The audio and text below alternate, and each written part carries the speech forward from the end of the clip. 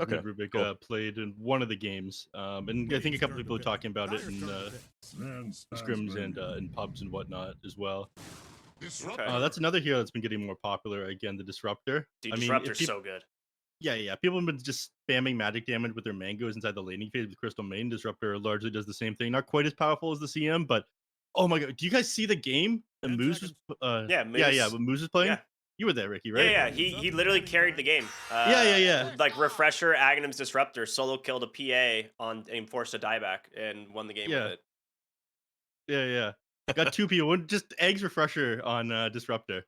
Yeah, it was nuts. They just doom people for 14 seconds in the static field. Go ahead. I was gonna say though, with looking at the Monkey King here, I know this is like a Pakaz classic, so that might be why like they are valuing picking it up early because they could flex it. But based on the draft right now, like you see the Timbersaw, the Rubik, CM, it's probably just going to be the one position. The bans also kind of lend towards it being a position one Monkey King, right? They get rid of the Razor, they get rid of the Viper, heroes that make Monkey King's lane basically impossible. But I'm not really sure how I feel about this Sven. I feel like Monkey King fights pretty well into this Sven in general, and now you have a Timbersaw, which should have a pretty fun lane. Yeah. I mean, you're an offlaner player, Kanaka. Assume you're still an offlaner player. It's been a while since I played with you. Okay, good. Thank God. Things don't change many years. Yeah. Timbersaw, a lot more popular now that Wraith Pact Totem has been nerfed into the ground, right? Yeah, I've been seeing him a little bit more here and there. Honestly, like it's been kind of stupid. In my last few days of pubs, it's just been Night Stalker every game. It's just Night Stalker on one side, Razor on the other, and I don't know why, but that was like 8 of my last 12 games. So I haven't seen a huge variety of heroes in the offlane. But yeah, no, I think with Wraith Pack being a little bit nerfed, Timbersaw makes a bit more sense, and especially, I mean, look at the rest of this lineup here: Snapfire, Tiny, Sven.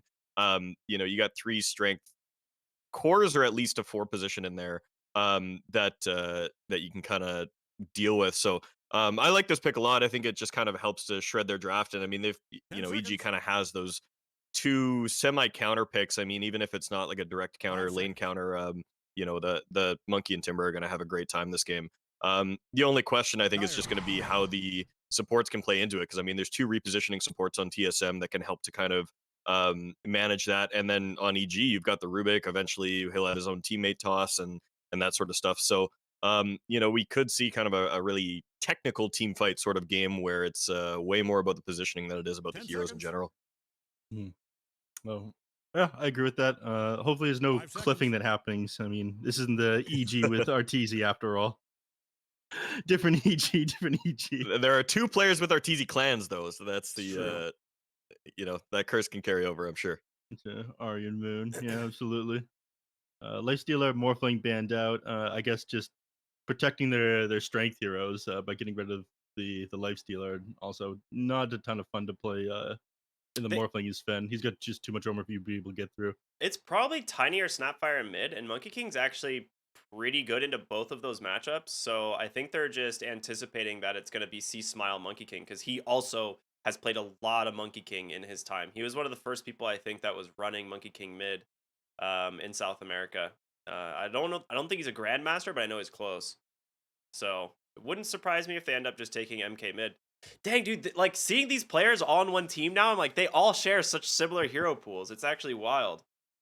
Yeah, the draft versatility from this roster is going to be crazy. I mean, people were already talking about the TI performances of Whisper and of Pakaz both kind of being crazy, and then Panda had a really good TI as well.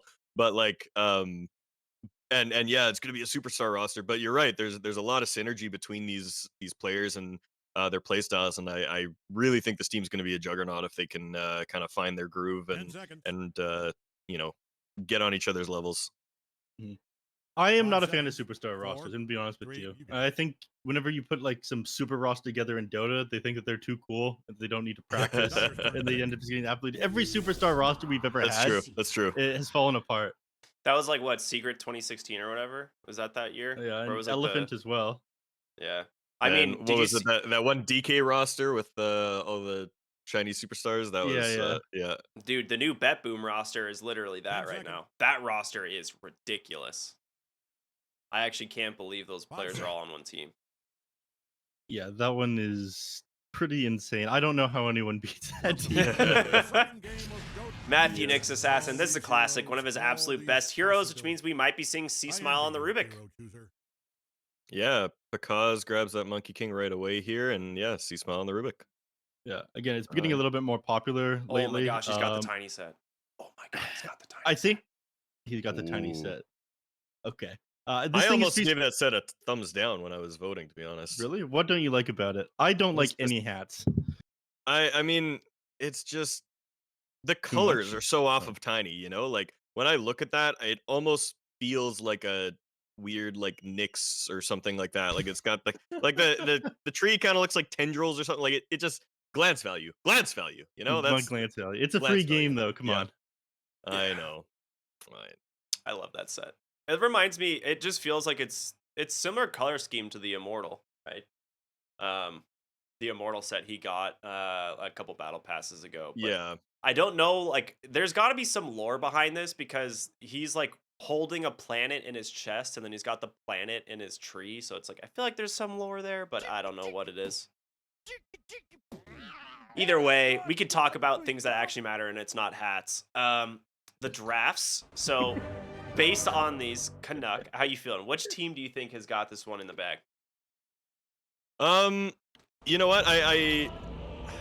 It's hard. I think I'm gonna give the edge to EG. I think they've just got the right combination of not counters, but of tools to deal with the TSM roster. I mean, like both rosters are really strong, but yeah, I would say I'm gonna give the edge to EG here. All right. I'm going to be a naysayer. I think that this mid Rubik is going to fall off. I think mid Rubik and mid Snapfire falls off, but I have not been impressed by mid Rubik the last like dozen times I've seen it, even though I was talking about it being viable now. I know it's very ironic, but I just don't believe in it. I think like compared to what you get from like a Spirit Hero or only playing this game, even the Snapfire, like you can jump in with a little shredder towards the end of the game and your damage scales like crazy. It's really feast or famine with the Rubik, and again, I Yeah, think he. I kind of agree. I definitely feel like I haven't been super impressed with the mid Rubiks that I've seen. And I do know Bryle is a huge fan of mid Snapfire. It's like he we actually were talking about this before the shoot started. Like when IXDL was around, Bryle was actually crushing people with like Snapfire mid in IXDL back when that got reactivated. So he was playing like that in Alina, and I feel like his Snapfire is actually pretty good. Was there IXDL while Snapfire was in the game? What? Dude, it reactivated like January of this year. They brought it back. Did it? Yeah, do you not remember this? No. Oh my god, yeah, there was January like a 2020. yeah, for like it was like alive for like 2 months and then everyone like all the players Oh, didn't you know want to why play I it don't anymore. remember? We were in Ukraine. That's at I that know that's time. literally what dude, where were you during this conversation? Oh my god. All Look, right. that was a stressful time. That was a stressful time. It's all right. Anyway, the one thing it's like, yes, Snapfire mid lane feels really strong, but I also think about the fact that once Rubik gets 6, he's gonna have like level 4 Scatter Blast and Fade Bolt, and he's just gonna do like 1,000 nuke damage to heroes. Yeah. When Snapfire is level 7, you mean? Come on. Well, I mean, he just gonna steal level 4 Scatter Blast level 6. No, I'm saying he'll have like a level 3 Scatter Blast, I guess. Then Yeah. It will do a lot of damage to heroes, Yeah. though. You'll also be able to like instantly nuke out creep waves. You'll be farming pretty quickly, assuming that you have the mana to keep up with it. It's a pretty low mana cost spell, though, for the amount of damage that it does. yeah. I think this top lane will be an interesting one to watch as well. I mean, right now the Darkseer and Tiny are just pulling waves and just kind of avoiding the lane as it is, but I feel like at level 2, the CM's in a large amount of danger with that, you know, surge with the Ion Shell on the Tiny. And of course, Monkey King can get involved there too, so I'm kind of going to be watching this. Lane feels like a bit of a ticking time bomb, to be honest, and actually, as I say that, First Blood? First Blood. First Blood to the Panda, aka the Wolf. Not confusing at all. I'm actually Man, you so don't even excited need me Panda's here. on this team. He's so good. Yeah, me too. You guys don't even need me here. Canuck knows exactly where the action is going to happen before it even happens. Man's a pro without even trying. It's that level 2 power spike, man. That's like I die at level 2 more than actually at level 1 when the other team's level 2 because I suck at pushing waves. But Yeah, you know what I'm saying. I know what you're saying. As a fellow offlaner, I know how it goes. It's like you either get level 2 and kill the enemy hero, or they get level 2 and you run to your tower. Yeah. That top first blood was like the most classic first blood ever. It's like, okay, you're in the disadvantaged lane, you go, you pull the wave, you're like walking away, oh, the other team hits level 2 and they just kill you. And then when you're playing against a Crystal Maiden, it's just so common nowadays, just with how much damage this hero does from spells early on. Like we're seeing a lot of Crystal Maidens like just skip the Arcane Aura, just maxing out like Frostbite, just going like 2-2-0 sometimes. It's nuts. Yep. Yeah. Well, yeah, and it's interesting too because I think you know, a lot of CMs used to kind of play lanes very passive, where they just pull and they'd get the Arcane Aura even at level 2, just so that they had mana to kind of use Crystal Nova over and over. But now we're kind of seeing the shift in playstyle where CMs are just like grabbing a ton of mangoes and they're just saying, I'm going to cast spells, and then Arcane Aura can come later. You know. Yeah. Interesting to note, Matthew ended up placing a pretty deep ward that kind of scouts like the couriers coming in. 2 of the couriers came at the same time. He didn't go and try to grab either of them, as they were bringing out Moon Meander and Tomato with their items. Yeah, you place that ward to spot the couriers, but then you don't want to give away your ward, so you don't kill the couriers. Yeah. Could have gotten 2 of them there, though. This is an interesting rotation, though. Oh, like canceled his TP. Cancels. Whoa. That was Bryle's chasing down C Smile in the jungle. Almost actually gets the kill. Snipes the bounty rune in the process. I'm not sure if that was a misclick or what. The TP was like almost complete. It was like 4.5 seconds done. Yeah, that looked like one of those like he doesn't have TP requires stop or something like that. Like he was just clicking to move or something, and very weird. Oh, we didn't even get that last hit. Got denied there by Mumi and he killed. I feel like Whisper is gonna have such a free game on this Timbersaw. Like he gets to pick it into the Sven. He's kind of just chilling. The only real damage they're gonna have is from the Snapfire, like Avatos combo. Yeah, I mean you say that, but as soon as Snapfire hits level 6, you actually have a pretty big threat off from this Timbersaw. You've got huge disable and control between being able to hold him in place with the kinetic field, glimpsing him back. Stormbolt coming out, and the amount of magical damage that you have with Mortimer Kiss is almost certainly going to blow him up. But I mean, he knows that, and he's looking right at the he's going to have his hood in maybe less than a minute here. He's prepping for that magic burst. And I think once he lives through the magic burst, there's not much left to really continue bringing him down. Yeah, so straight into Defiance. What comes after that?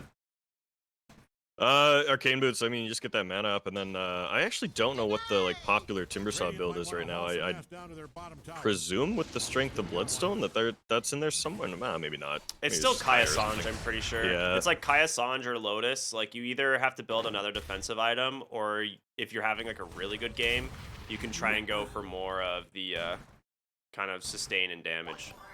Yeah. But most often I see, like I said, either the Lotus or just the Kaya Sanj.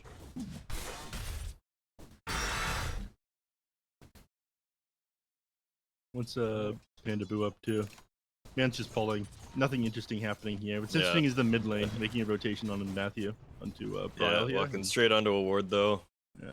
He'll clear We're gonna get the D ward, but yep, Bryle remains safe.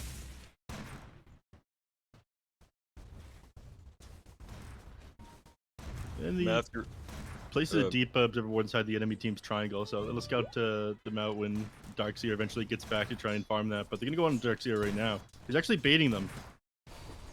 Ooh, big bounce strike though, and gets the surge away. Not gonna happen. So kill goes the way of because. Meanwhile, mid lane, Bryle did just hit level 6. C Smile does as well, so he gets a level 3 Scatterblast. Nice interrupt there, able to bottle that regen rune. But Bryle's got Mortimer Kisses, and I would be surprised if he doesn't. Oh, never mind. Matthew's right here, ready to go. Big avalanche, the glimpse back. They get themselves a kill there onto the Rubik. There's gonna be the frostbite from Panda. Matthew with an impale to follow, and they'll try and just chase up onto the high ground. I don't think they'll be able to get the Crystal Maiden here though. The Treaty Throw is going to slow him down. They do have a glimpse in 5 seconds. That might do it if they can keep eyes on her. He doesn't have boots, though. Yeah, oh, there it he is. got him. Wow, okay. Oh, still might not be enough. Chase him back the other way. Someone cue the music. Ready for it. Panda's Swift out. as the wolves of Ice Rack, fellas. Come on. That's a pay to win Ari wasn't persona ready there to turn around on for that. sure. Nice hold there by Matthew. He's just making it so Brawl wasn't able to commit more kisses. And speaking of, very close in the mid lane. That's what we're talking about. The burst damage is going to come out from the Scatterblast combo with Rubik is really scary once he hits level 6. Like you can't actually lane against this hero now. Yeah. Because of the solo kill there on the Ari, he's crushing this the mid lane, by is the way. getting run down. Or they're gonna try to, but oh, Matthew, he's gonna get glimpsed under the tower and die for this. Oh, nice. This Carapace off the damage, but yeah. Does he commit Mortimer kisses for this one? Oh, he doesn't. It was just a matter of time bottom, right? Yep, there it is. I mean, yeah, Whisper just owns this lane now. Like, what do you do? This Sven has to go jungle, and he's going to be stuck kind of, you know, just farming deep creeps. And I mean, with how active Matthew's been on this map, it's going to be really hard for Sven to find a place to, you know, get off the ground here. And as we talk about that, EG's moving into that triangle area to pick up those stacks that have been being made. And so they're going to presumably lose this hard camp, and this Ancients might end up blocked here. Or neither? Oh, Sven just pops God Strength, finds Panda, but Frostbite trying to make some space to run the other way. Meanwhile, they will grab the Nyx Assassin, the toss back. And Bryle with the shotgun. Oh my god. It's a lot of damage, but with that, level 4 Scatterblast now stolen, and Matthew ends up getting cleaned up. Yeah, so Tomato will get his stacks. They do have a Sentry Ward blocking out the Ancients there, though, so presumably no more after that, and hopefully they can kind of keep him under wraps. Yeah. I imagine they get the D-ward off of that before long. They're going to know that they have vision somewhere up on this hill after they've been invading that aggressively, and potentially look for wards inside the Ancient camp as well. One thing to know that's kind of interesting, he actually ended up changing his mind on Whisper, not going for the Herd Defiance. He figures he's here by himself. Instead, he queues up the Soul Ring alongside the Mana Boots. He's just going to farm up as fast as possible. So he's been going between clearing out the hard camps and going into the lane. I think this is the Rubik effect, honestly, because like C-Smile is making so much space on the map for Whisper right now that he didn't actually have to like greed out for a defensive item, or he didn't have to like play conservative for a defensive item, and now he gets to play super greedy. He's just queued the Kaya-san straight up. Oh my god, he got the Steel Cult bracelet. Yeah, yep, 3 neutrals out of a small camp. That's hilarious. Oh man. Quick pick up there. That's always going to be a rough game for Crystal Maiden to Ion Shell, Surge, like you said, Avatos, Tiny. That's going to be scary. Yeah, this is just a rough game for CM in general. Almost every hero on the Radiant team has a one-shot combo that takes her out, but you know, hopefully she can farm up and find enough space to get a defensive item, and once she has that, she can be a little bit more effective. But oh, sick wrap around there. Mid lane, Mortimer Kiss is canceled though, thanks to that Spike Carapace, and C-Smile submit right back into the center of it. Whispers rotating on in though to try and offer some assistance. Can they get Rubik out? It's not going to be in time. Ari will finish off the kill, but a Frostbite onto the Snapfire, and they will just chase down Bryle next. Avalanche trying to buy some time, but again, it's Whisper on the Timber Saw, just chopping him down. Double kill there, and a 3k gold lead now for the side of Evil Geniuses. Yeah, and once again, Matthew kind of in that triangle, pestering Tomato, making sure that he can't farm as easily as he wants to. Not able to get a kill or anything like that, but he's just kind of hanging out, being annoying, you know? Yeah. Tomato baited that one out, got him to pop the Spike Carapace a little bit early and hang around, just waiting for Mooney to... Yeah, that was a no-win situation. If you don't Carapace the stun, then and he should have left instead of like hanging around there when Mooney was coming. Do you guys see this? This has to be the most unlucky sentry I've ever seen in my life. Do you see this in the triangle? Not only did it not get the ward, but it also didn't get this. It's literally like one pixel off from both. I was like, they're getting sentry this, it'll be fine. They'll get the D. It got both. Oh no! Oh no! It's literally a pixel off from each one. Like that is nuts. That's the worst as a 5 when you're looking for a ward and you're like, it's gotta be here. I know they see us. And you're just like placing them like next to each other. Oh man! He pings again. He's like, it's still blocked. It's like, oh, there we go. All right. I mean, he's gonna get it now, but oh man. That observer is going to expire in 5 seconds. So gave them the info they need. They saw them walk up here. Yeah, Panda smoked into the triangle there behind Matthew, and Once Nice again, just kinetic harassing field, out Tomato. Whisper's coming in though. Ooh, Static Storm on top of the stun, dude. Very nice. Can they take down the Nyx? They do. Stolen Static Storm from the Rubik. Oh, that's big. So, gotta be careful. Oh, there's gonna be the Mortimer Kisses. They gotta get down there to cancel it. Whisper will be able to do that, just standing on top of Ryle and just chops him down again. Now Ari on the run. Big boundless strike there from Kaz. Double kill now for the Timbersaw as he chases for more. Whisper is running away with this game. Well, Oh, maybe. Moon Meander? I think Moon is still dead. He's Yeah, dead, I but think he's still dead, but you know. he bought some space, you know? And a Sentry Ward right back in that ancient camp. So they're keeping that blocked out. EG now sitting on a 4K net worth lead and really just putting a hamper on the Sven's game. I mean, Tomato's having a really rough time getting off the ground here. Look at how far Kaz is. It is 12 minutes, 45 seconds. This dude has Treads Battle Fury. Yeah, he's up 1,100 gold on the Sven at 13 minutes here. Oh, that has a Static Storm and a Freezing Field committed for the Sven. So, Yeah, I mean, if you think he's farm, look at the Timbersaw. Yeah. He's actually ahead of this Monkey King in net worth. and he went Kaya Man, first. This is how Yeah, confident yeah. I he mean, is. yeah, we were talking about that one earlier. We're like, okay, he's got the Defiance queued up, and they can't punish him for, you know, with the huge amount of magic damage. The only thing Timbersaw's weak to in the early game, but instead he just goes all in on mana regen and magic damage, and he farms with it. And finds himself a Fairy Trinket too, which he's switching to, so he doesn't even need that circlet anymore. Yeah. Stolen Mana regen is 3-point Stormhammer, actually, on this Rubik. Yeah, that's some heavy disable you have between that and telekinesis. I mean, he went 4 points in the Arcane Supremacy, so these spells just do so much damage. Yeah, I think that's normal now. For a while, it was like 0.8 stun duration on telekinesis, and it didn't do any damage. It was like super rough. So you had to put extra points into it in the early game. Now you can max out Arcane Supremacy. Yeah, I mean, the cast range on Arcane Supremacy with some of these spells, like, again, like Scatterblast, Stormhammer, you know, the Disruptor, Glimpse, or Static Storm if he gets it, like, this is a great Rubik game in general. I mean, Rubik's going to be stronger than a lot of the Radiant heroes are at their own hero.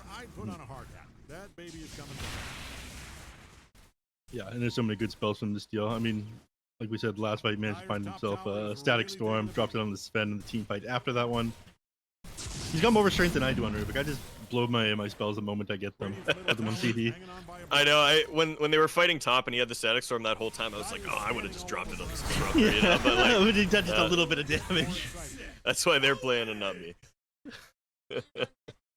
Yeah, no old big man juicy comeback stack on in the dire triangle for Kaz here, so he's gonna accelerate even more now that he's got this Battle Fury and head straight towards FPQB.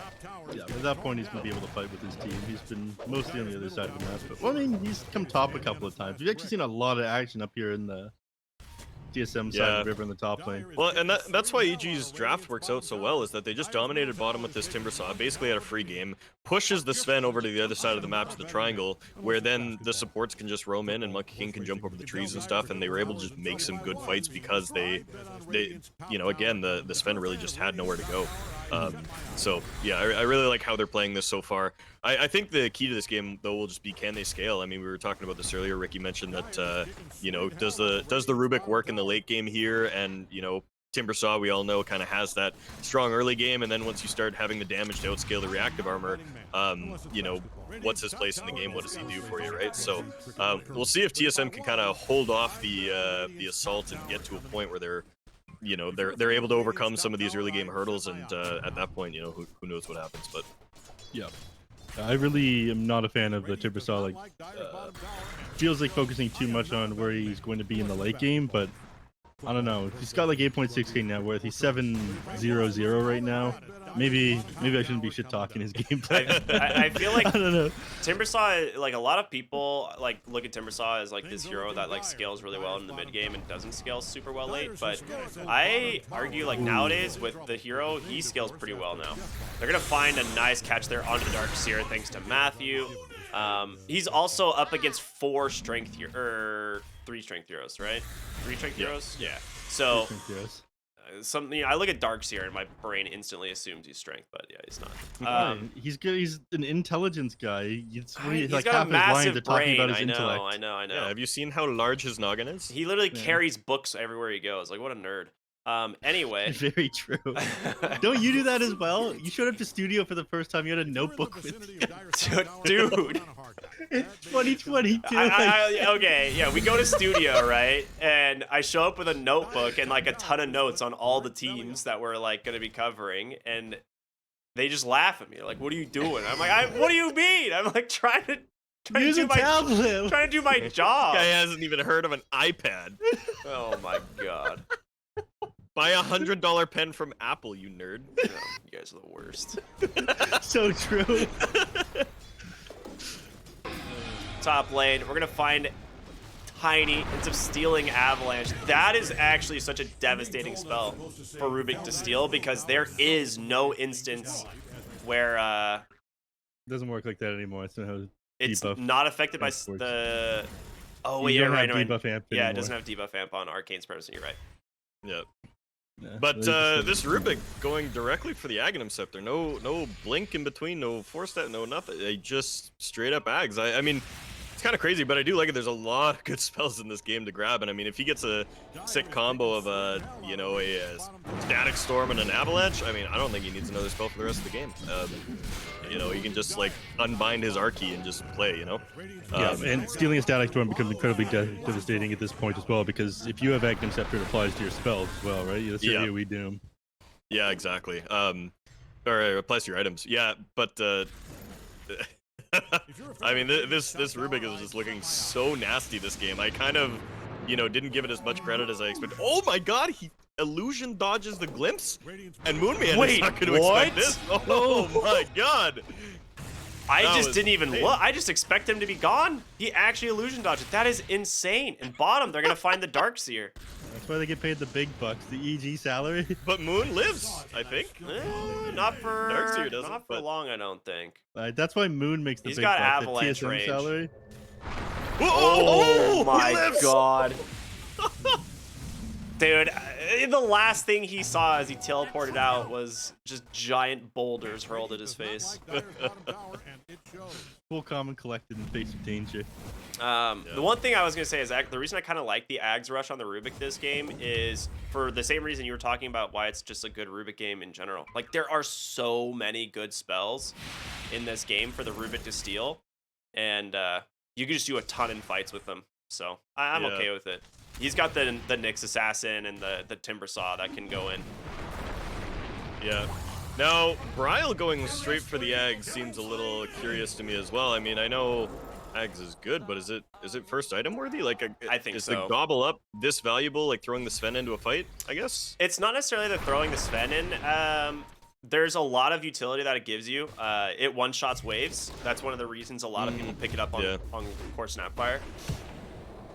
Because you can just like take out a whole wave from like 2,000 range, right? So Yeah. you can like basically flash farm on the hero, and then you also have the utility of the Aghanim Scepter for fights and pick off and stuff. Yeah. Building up to it isn't awful either, just because Yeah. it builds with the point booster and the Ogre Staff, or the Ogre Club, and that makes you like significantly more tanky. Usually on Snapfire, heroes just want to run at you with the backline. If they can't burst you down all of a sudden, it takes too long. You got that extra bulk. You're reasonably tanky. So Also- that and the fact that you farm up is pretty good. It's a good scouting tool as well. Like if someone's trying to disengage, you get the Gobble Up vision for Glimpse. You also could just send in Darkseer. Like there's a lot of different functions for it this game, I think. Yeah. I don't Which know. we I might feel see like them do right now. 'Cause Yeah. they do gobble up the tomato. Send him in. Goes for Whisper. Gets the stun to follow it up. Can they kill him though? Is the question. Big Static Storm there just to guarantee it. So they do find themselves a kill. The Glimpse is going to send Panda away, but Ichi wants Paz to goes fight in. anyways. Yeah, they say screw it. We'll fight. Ends up stealing Tree Grab. Not ideal, but a Glimpse back's going to send Tomato. But he gets the BKB off. Pekaz responds with his own. The wall goes down as Matthew will try and hobble away here under the cover of Invis. Ari getting some space. They're all going to be out, except maybe Panda here is just getting beat down by the Darkseer illusions. Yeah, avalanche toss from Ari. He comes in to clean him up. Does not know Matthew is there, but Pakaz will jump away through the tree. So EG, a little bit of a overestimate on their strength there, maybe underestimating TSM. Yeah, and I mean that wasn't the worst amount of casualties that you could have from a big movement like that. I mean, getting that Ags, getting the BKB finished on the Sven, TSM says, you know, this is our timing, this is our commit, and they go and they throw themselves at it, and it ends up being, you know, 2 for nothing, like a 2K net worth swing. Not as devastating as I think it could have been. Excellent. You got distracted by somebody said Ewit's neph and then immediately got banned in the chat and then came to me asking to be unbanned. Apologies. Not much professionalism out of my end. Captain Connect will be taking my job shortly. It's fine. It's okay. Yeah. I'll just trade one Canadian for the other. That's fine. Yeah. Didn't you say that you were Canadian? Or you tried to make that claim? What do you mean I tried? I literally am Canadian. I can get a Canadian citizenship if I want.